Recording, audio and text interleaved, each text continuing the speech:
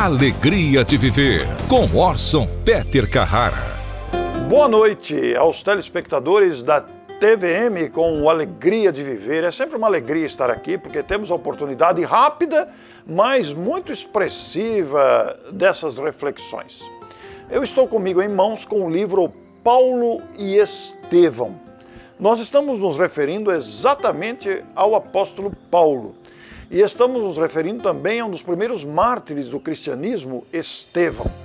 É uma história muito bonita, é uma história comovente, o livro é consistente, você está vendo que são muitas páginas, é um verdadeiro best-seller da literatura mediúnica espírita. E o nosso livro Paulo e Estevão vai narrar a saga de Saulo de Tarso, o orgulhoso senador romano que perseguia os cristãos.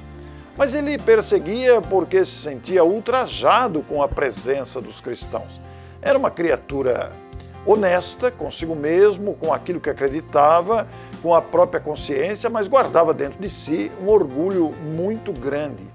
E o doutor Saulo de Tarso, detentor de todos os privilégios, de ser um membro importante do Estado, naquela época dos primeiros cristãos, Jesus já houvera sido sacrificado, já houvera sido morto e estávamos naquele tempo de perseguição aos cristãos. E o doutor Saulo de Tarso ouviu dizer de um pregador de nome Estevão, que falava de Jesus, falava do Evangelho, e foi ouvir a pregação.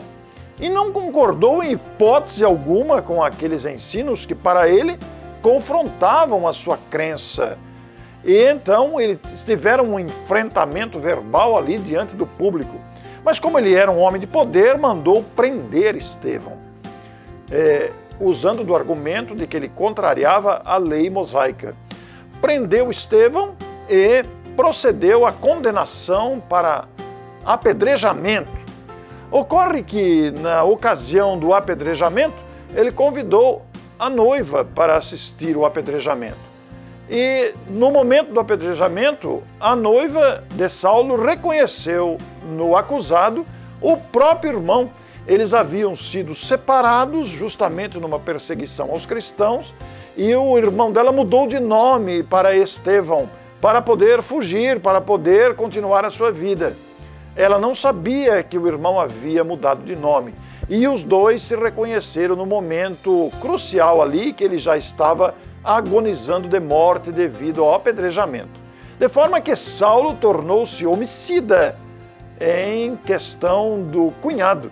Isso fez com que o relacionamento rompesse, foi um abalo muito grande. E em nenhum momento Estevão acusou Saulo, mas rompeu-se o relacionamento. E a noiva de Saulo ficou muito triste, muito sofrida, a ponto de adoecer, porque ele não mais a visitava. E ela não tinha raiva do noivo, porque houvera sacrificado o próprio irmão.